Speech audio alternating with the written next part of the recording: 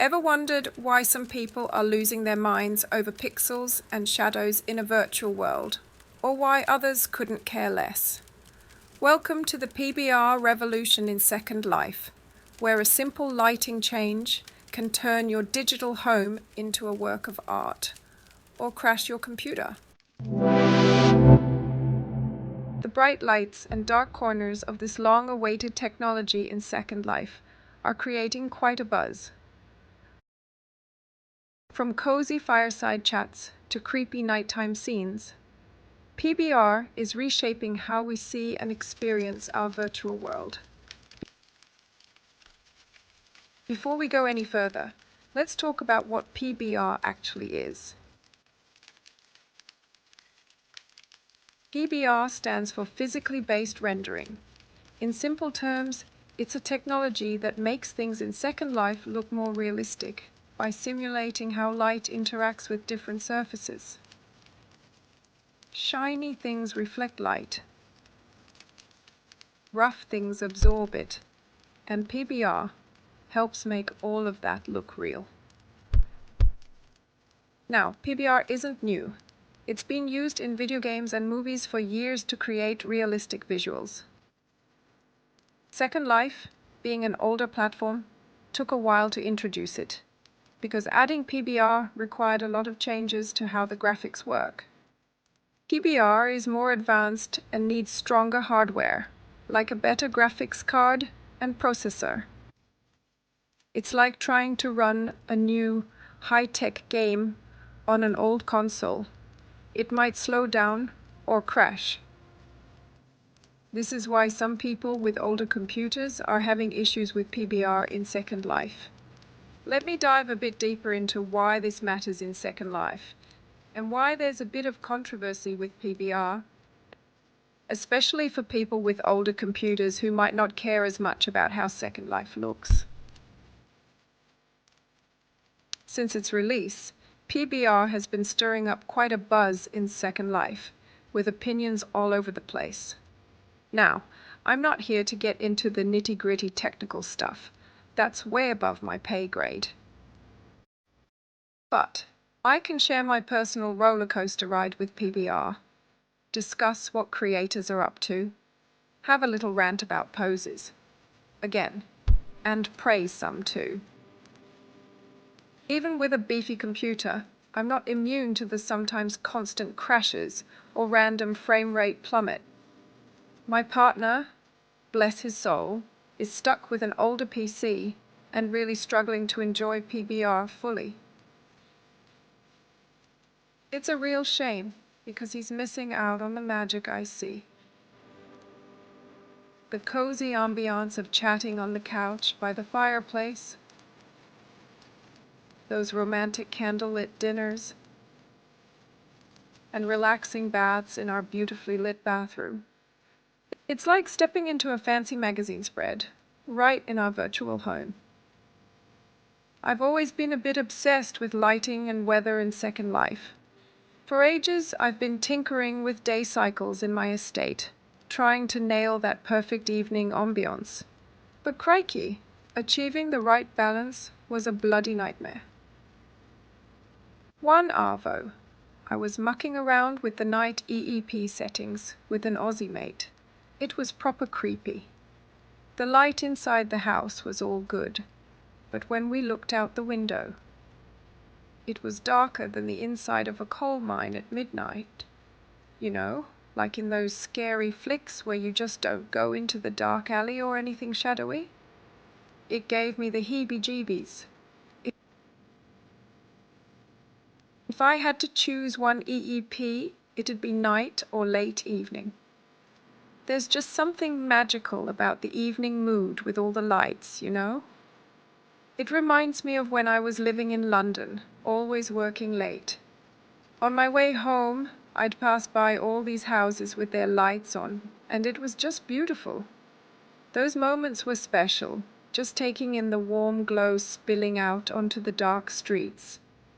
It's funny how those memories stick with you, even in a virtual world like Second Life. But back to Second Life. Some rooms looked like they were lit by the sun itself. Others, like a bat cave and the outdoors, never quite right. It's been quite a journey, trying to get that perfect balance where some parts of the house are bathed in warm light, while others fade into darkness. It's a bit like cooking a perfect pavlova. Takes practice, but when you get it right, it's brilliant. To some, these details might seem trivial, but for me, those quiet evening moments when I'm just puttering around or relaxing are made magical by the interplay of light and shadow. I've been yearning for that perfect balance where some parts of the house are bathed in warm light, while others fade into darkness. Now let me dive a bit deeper into why this matters so much in Second Life, and why there's a bit of controversy with PBR, especially for people with older computers who might not care as much about how Second Life looks. In Second Life, each region has its own lighting settings, or EEP, set by the region owner. Often, these EEPs are designed to reflect the theme of the region. Imagine a tropical island with bright, sunny settings, or a spooky forest with dim, eerie lighting. It's quite clever, really. But residents can bypass these settings and choose their own lighting. I've got friends who use specific lighting just because it makes their avatar's skin look good. Some people really don't give a toss about the lighting at all. This diversity in preferences is at the heart of the PBR controversy, especially for people with older computers who might not care as much about how Second Life looks. Even though I generally enjoy using a region's default EEP, sometimes it's left me a bit puzzled. I've seen settings that I didn't think portrayed the region well at all. But hey, it's all about personal preference, right? As a landlord, I've noticed that when tenants leave, they've often changed the EEP for their own parcel. It's fascinating to see how different people prioritize different aspects of their virtual environment. I reckon this is where some of the controversy with PBR comes in. Some residents might not care about Second Life looking better or more realistic. They're not fussed about the little details. Crikey, a lot of people don't even have shadows turned on. But me personally, I absolutely love it. PBR brings a whole new level of depth and realism to Second Life. It's like the difference between a sketch and a photograph. Both can be beautiful, but the level of detail in a photograph can be breathtaking. This is why there's a bit of a divide in the community. For those of us who revel in the visual details, PBR is a game changer. But for others, especially those with older computers struggling to keep up, it might seem like an unnecessary complication. In the end, though, isn't that what makes Second Life so special?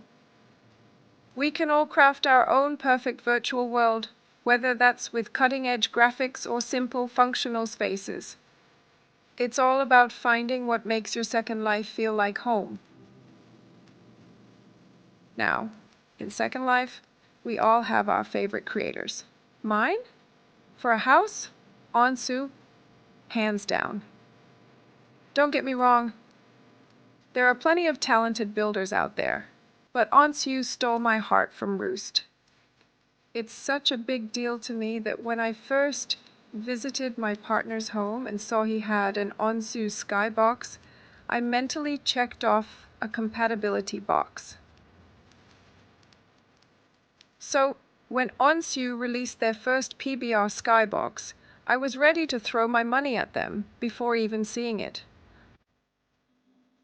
I found out during a work break and, I kid you not, logged in the second I clocked out to buy it. Quick disclaimer. I'm not affiliated with Onsu in any way.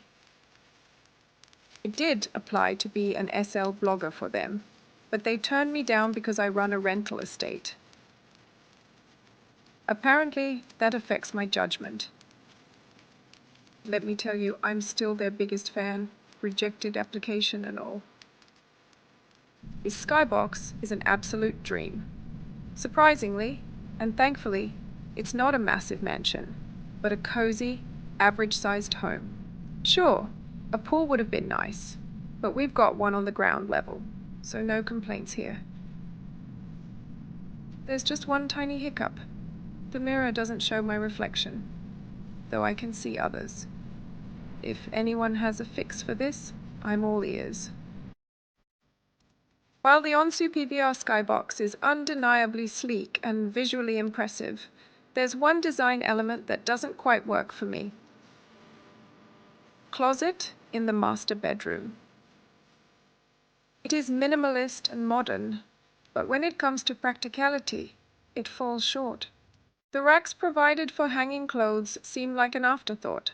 They're positioned too close to the wall on one side and the curtain on the other, making it difficult to actually use them for hanging garments. I even tried using a clothes rack from Heike, but the clothes ended up being too wide for the available space. What would work better on the wall side is a wardrobe. Unfortunately, since the Skybox isn't editable, I'm stuck trying to find a wardrobe that can fit over the existing racks and shelves to make the space more usable. I understand that this design was likely made for aesthetic purposes, to keep the balance of the space clean and refined, but for those who want functionality, it's a bit of a letdown. I've covered the area with a prim that matches the width of the lowest shelf, and it seems like a wardrobe would fit perfectly there. Hopefully, I can find a solution that blends both form and function. Another thing I've noticed which bothered me a little. The Skybox has several skylights, but instead of seeing a starry night or whatever environment you've chosen, all you can see is the reflection of the room. Fair enough, the bedroom skylight could be a mirror, but this one is definitely a window, and we should be able to see the sky through it. The way light diffuses in this Skybox really depends on both the Skybox surround and the EEP settings you're using. If you try to use a daytime surround with a night EEP, or vice versa, things start looking a bit off. It's like trying to wear your pajamas to a fancy dinner. It just doesn't quite work. To get things looking right, I've found myself constantly pulling out the HUD to change the sky surround. And let me tell you, I'm now wishing there was a way to control this directly from the wall instead of fiddling with this cumbersome HUD all the time. But listen to me, going on about HUDs and surrounds. I know I'm being picky. Despite these little quirks, I'm still very happy with this Skybox. It's just that when you love something, you notice all the little details, right? These are the two issues I've noticed with the Skybox that I hope Onsu will consider for future releases, as they're known for their attention to detail and realism. I recognize that I'm likely noticing these details because I frequently take photos and film, which makes me more aware of subtle elements than someone who might just stand in one spot. That said, I personally use every part of my house, whether I'm filming or not, so I'd really appreciate seeing these details fine-tuned. I'm eagerly awaiting Onsu's ground-level PBR house for a future release. Fingers crossed, it's not another mansion or a claustrophobic box with tiny windows. As an Aussie, I need my sliding doors and open spaces. Lately, Onsu's houses and skyboxes have trended towards sleek, modern, and expansive mansions. Their incredible details and features still make me yearn for a new home. For now, we have the Palo Alto house, which is the closest they offer to a not-too-big home with an open-plan living area. It's been updated to work well with PBR, which is fabulous. In my excitement for all things PBR, I've made a bold decision. I'm only adding PBR furniture from now on. Yes, I'm that committed. Well, there might be a few non-PBR pieces here and there, as the selection is still quite limited at the moment. I've been using the CTS wardrobe since 2018, and while I'm not always on top of adding new items, I've gotten better at it lately. Decorating, though, that's my nemesis. I have no clue what's lurking in the depths of my inventory. So, I'm taking a new approach. Decorating as I buy new stuff. Out with the old, in with the PBR. Now, PBR is still finding its feet, and right now, it seems like every creator is obsessed with mirrors and glass furniture. Don't get me wrong, I love a good mirror, but there's only so many reflective surfaces a Skybox needs. I had high hopes for new releases from my favorite creators, but so far, it's been a bit disappointing. Glass chairs? Really? I mean, who doesn't want to sit on a transparent, probably freezing cold surface? That was sarcasm, in case you missed it. In my enthusiasm to fill our new Skybox, I went a bit crazy with some weekend sales. Pro tip: even if something's dirt cheap, take a closer look before buying. I ended up with some, let's say, interesting decor pieces. Books with unreadable spines, picture frames with the same image front and back, and furniture with some bizarre shadows. And don't even get me started on the poses. Creators, please, for the love of all that is pixelated, check your poses before releasing them into the wild. Now, I know what you're thinking. But Chris, you only paid a few hundred lindens. True? But those lindens matter to me. I've got tiers to pay and a budget to stick to. While this was bought on sale, it means it will revert to full price, and that is not worth a full price tag. Lesson learned: never trust a store you've never bought from before, no matter how tempting the sale. And look at the display closer. Thankfully, there's still fancy decor, seemingly the only creator consistently nailing amazing PBR decor. Their poses might not be my cup of tea, but when it comes to furniture and decorations, they're absolutely nailing it, which brings me to complain again about poses. If creators can't be bothered to check their poses, why don't they collaborate with skilled pose makers like OMY? Again, I'm not affiliated with the brand, but I happily throw my money at them because they're that good. One of my favorite pose packs, which was actually a group gift, is the balcony railing peeper. When we were living in the Westport house from Onsu, which had several balconies, I found it incredibly useful. Sure, you can add a lounge chair or a table for a cozy breakfast, but who doesn't love to lean on their balcony, staring at the views, or watching people pass by, or enjoying a cup of coffee, or even a book? There are so many poses you could add to a balcony, and this pack was a perfect example of how it could be done.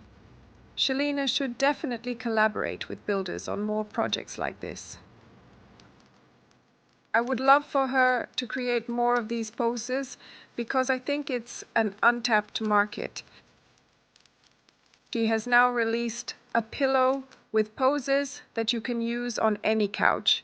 It doesn't come with hundreds of useless poses, just the ones that count and look amazing.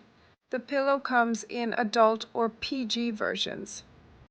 I was hesitant to get the adult one, but curiosity got the better of me. Unfortunately, I can't show you the adult version. I don't want YouTube thinking I'm shooting an adult film. It only has 5 adult poses, but I can tell you right now, I've never seen better facial animations.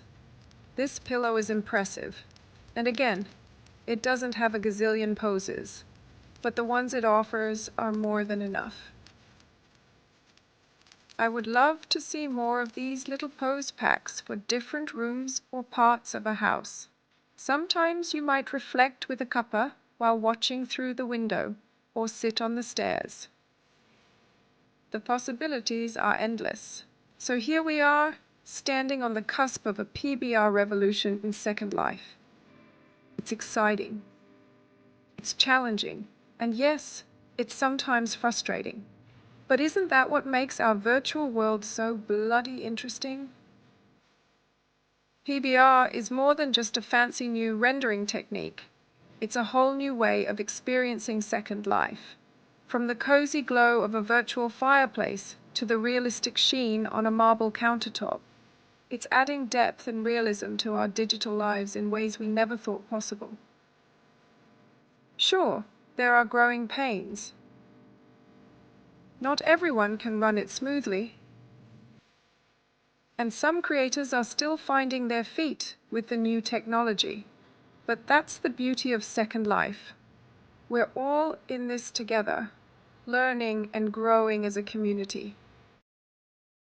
As we move forward in this PBR-enhanced world, I'm excited to see what creators will come up with next. Will we see more practical, beautifully lit homes? Or perhaps some mind-bending, reality-defying creations that push the boundaries of what's possible? Only time will tell. Now, I want to hear from you. What's your experience been with PBR? Love it? Hate it? Can't run it? Drop a comment below and let's get a conversation going. This is Priska Newell from Second Life Spectrum signing off. Remember, in Second Life, the only limit is your imagination and maybe your graphics card. Until next time, keep your prims polished and your textures crisp. Au revoir and catch you on the grid.